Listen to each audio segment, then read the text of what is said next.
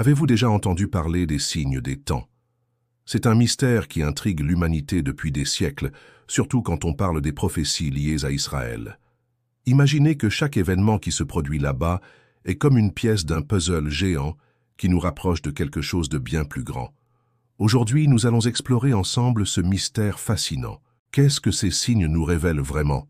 Sommes-nous en train de vivre les derniers chapitres d'une histoire écrite il y a des millénaires? Le mystère, révélé. Le signe des temps, c'est comme un avertissement cosmique, une alerte, que quelque chose d'extraordinaire est sur le point de se produire. Beaucoup croient que la renaissance d'Israël en 1948 a marqué le début de ce signe prophétique. Un moment qui semblait impossible, mais qui s'est produit soudainement, comme une promesse divine enfin accomplie. Pensez-y, après presque 1900 ans de dispersion à travers le monde, un peuple entier a retrouvé sa terre natale en une seule journée. Le 14 mai 1948, Israël renaissait de ses cendres. Coïncidence ou accomplissement d'une prophétie millénaire? David Ben-Gurion, le fondateur même de l'État d'Israël, a déclaré ce jour-là « Quiconque ne croit pas au miracle n'est pas réaliste ». Cette phrase résonne encore aujourd'hui, car elle capture l'essence même de ce mystère. Comment expliquer l'impossible autrement que par le divin? Le contexte historique et spirituel. Israël n'est pas simplement un pays sur une carte. C'est un symbole vivant, une nation qui porte en elle le poids de l'histoire et des promesses divines. Quand nous regardons l'Ancien Testament, nous trouvons des prophéties précises sur le retour du peuple juif dans sa terre. Le prophète Ésaïe avait écrit « Une nation peut-elle naître en un jour ?» Cette question rhétorique est devenue réalité en 1948. Après des siècles d'exil, de persécutions, de pogroms et d'holocaustes, le peuple juif a miraculeusement retrouvé sa patrie. Mais ce retour n'était que le commencement. Selon les Écritures, ce serait le déclencheur d'une série d'événements qui marqueraient les derniers temps de l'histoire humaine. L'histoire de Jérusalem elle-même témoigne de cette dimension prophétique. Conquise par les Babyloniens en 586 avant J-C, puis par les Perses, les Grecs, les Romains, les Croisés, les musulmans, les Ottomans et enfin les Britanniques, cette ville a toujours été au centre des bouleversements historiques. Chaque conquête, chaque destruction, chaque reconstruction semble suivre un plan plus grand que les ambitions humaines. L'horloge de Dieu Israël est souvent appelée l'horloge de Dieu dans les cercles prophétiques. Cette métaphore n'est pas anodine. Comme une horloge marque le temps qui passe, les événements en Israël marqueraient le temps prophétique, nous indiquant où nous en sommes dans le plan divin. Cette horloge a commencé à sonner différemment en 1948. Depuis lors, chaque tic-tac semble s'accélérer.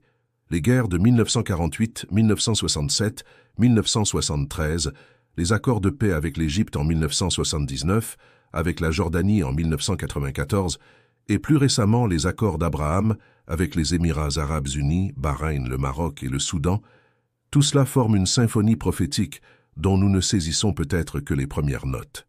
Les différentes théories et interprétations. Les spécialistes de la prophétie biblique ont identifié plusieurs signes clés qui accompagneraient le retour d'Israël. La parabole du figuier. Jésus a parlé d'un figuier qui reverdirait, symbole qu'interprètent beaucoup comme représentant Israël. Quand le figuier bourgeonne, disait-il, sachez que l'été est proche. Cette parabole prend une dimension particulière quand on observe la renaissance d'Israël et sa croissance fulgurante depuis 1948. La reconstruction du temple. Les prophéties parlent d'un troisième temple qui serait reconstruit à Jérusalem. Aujourd'hui, des groupes juifs préparent activement cette reconstruction, formant des prêtres, préparant les ustensiles sacrés. L'Institut du Temple à Jérusalem a même recréé tous les objets nécessaires au culte du Temple, attendant le moment propice pour la reconstruction. Les alliances de paix. Le prophète Daniel mentionne une alliance de 7 ans qui serait signée avec Israël. Récemment, nous avons vu les accords d'Abraham, des traités de paix historiques entre Israël et plusieurs nations arabes. Ces accords marquent un tournant géopolitique majeur au Moyen-Orient, normalisant les relations entre Israël et des pays qui étaient ses ennemis jurés. Les signes célestes, les lunes de sang et les éclipses qui coïncident avec les fêtes juives sont interprétés par certains comme des signes prophétiques. Entre 2014 et 2015, 4 lunes de sang consécutives sont tombées exactement pendant les fêtes de Pâques et de Soukhot. Cette tétrade lunaire, phénomène rare, a coïncidé avec des événements significatifs dans l'histoire d'Israël. Le retour massif des Juifs. Les prophéties parlent d'un retour des Juifs des quatre coins de la terre. Depuis 1948, nous avons assisté à des vagues d'immigration alia massive. Les Juifs d'Europe après l'Holocauste, ceux du Moyen-Orient et d'Afrique du Nord dans les années 1950-60, les Juifs soviétiques dans les années 1990 et plus récemment les Juifs d'Éthiopie et de France. Les fêtes prophétiques et leur accomplissement. Un aspect fascinant de ce mystère concerne les fêtes juives et leur dimension prophétique. Les 7 fêtes ordonnées par Dieu dans l'Ancien Testament se divisent en 2 cycles, le cycle du printemps et celui de l'automne. Les 4 fêtes du premier cycle se sont déjà accomplies avec la première venue du Christ. Pâques, crucifixion, les pains sans levain, ensevelissement, les prémices, résurrection, et la Pentecôte, descente du Saint-Esprit. Restent les 3 fêtes d'automne, la fête des trompettes, le jour des expiations, et la fête des tabernacles. Beaucoup croient que ces fêtes s'accompliront lors du retour du Christ. La fête des trompettes, en particulier, est associée à l'enlèvement de l'Église et au réveil d'Israël. Cette interprétation donne une dimension temporelle particulière aux événements actuels. Si nous vivons entre l'accomplissement des fêtes du printemps et celui des fêtes d'automne, alors nous serions dans une période d'attente prophétique où chaque événement en Israël pourrait annoncer l'accomplissement final. Les découvertes modernes et la technologie. Notre époque moderne apporte des éléments fascinants à cette énigme prophétique. L'archéologie révèle constamment de nouvelles preuves qui confirment les récits bibliques. Les satellites nous permettent de surveiller chaque mouvement au Moyen-Orient en temps réel. L'intelligence artificielle analyse maintenant les textes anciens, révélant des connexions que les érudits n'avaient jamais remarquées. Les analyses ADN confirment les liens génétiques entre les Juifs modernes et leurs ancêtres bibliques, prouvant scientifiquement ce que la tradition affirmait depuis des millénaires. Plus troublante encore, la technologie moderne rend possible des scénarios prophétiques qui semblaient impossibles il y a encore quelques décennies. La surveillance mondiale, les monnaies numériques, les puces implantables, tout cela fait écho aux descriptions bibliques des derniers temps. Les découvertes récentes concernant les génisses rousses en Israël ajoutent une dimension particulière à ce mystère. Selon la tradition juive, une génisse rousse parfaite est nécessaire pour la purification rituelle avant la reconstruction du temple. Après des siècles d'absence, plusieurs génisses rousses sont nées en Israël ces dernières années, alimentant les spéculations sur l'imminence de la reconstruction du temple. L'analyse critique, coïncidence ou signe réel. Mais attention, tous les conflits en Israël ne sont pas forcément des signes prophétiques. Israël a toujours été au centre des tensions géopolitiques. Depuis l'Antiquité, cette terre a été convoitée par les empires successifs. Certains sceptiques arguent que nous projetons nos attentes sur des événements normaux. Après tout, les conflits au Moyen-Orient ne sont pas nouveaux. Les accords de paix non plus.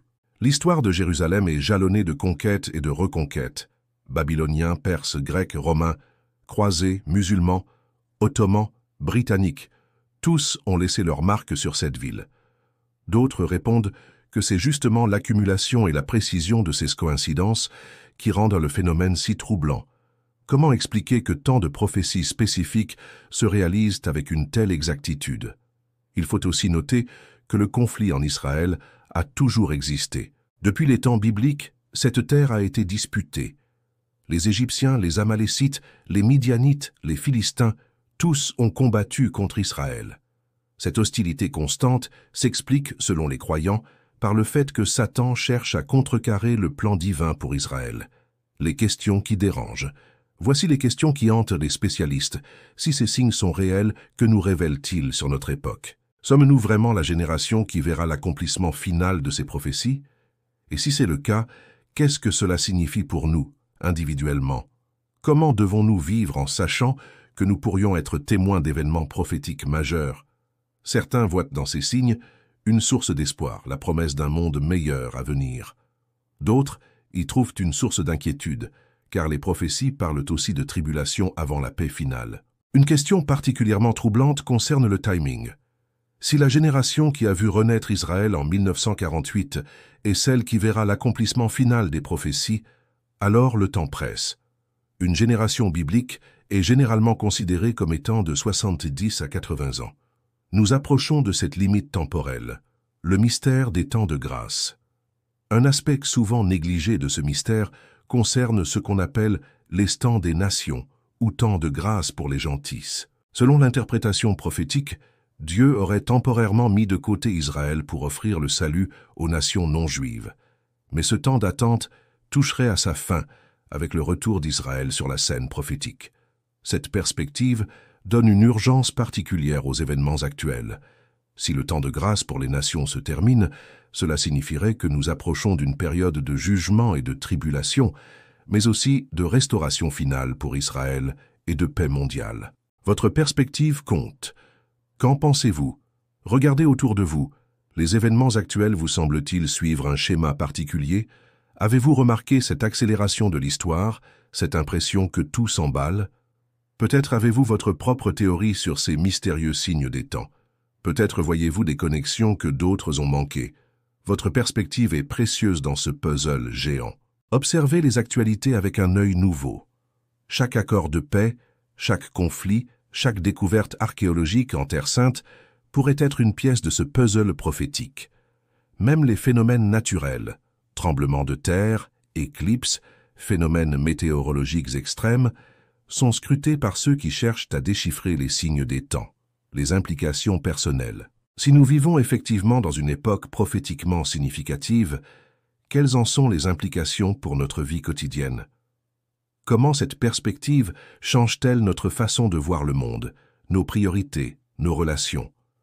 Certains y trouvent une motivation pour vivre de manière plus intentionnelle, en se concentrant sur ce qui a une valeur éternelle plutôt que sur les préoccupations temporaires.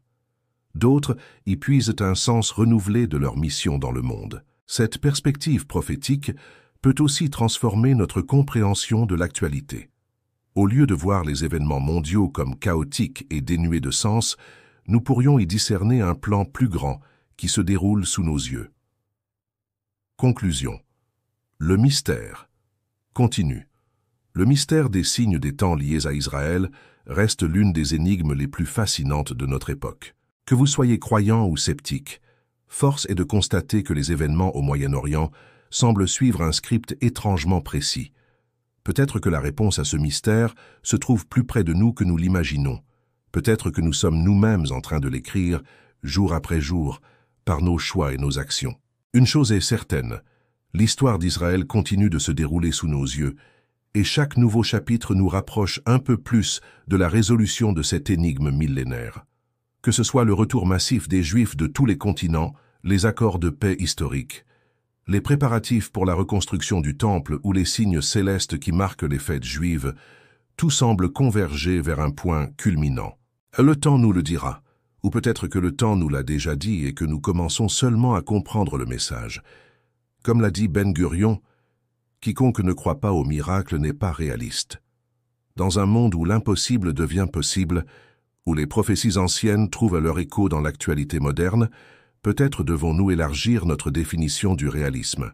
Alors, gardez les yeux ouverts, observez, réfléchissez, car si ces signes sont réels, nous vivons peut-être les moments les plus extraordinaires de l'histoire humaine.